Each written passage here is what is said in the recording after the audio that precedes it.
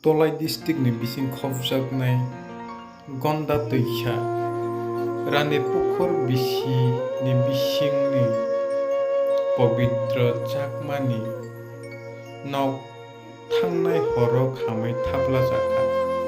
O koktwmano khwnawui Dhalai District ni Zonal Chairman Premlal Molsom thangui visit khaikha.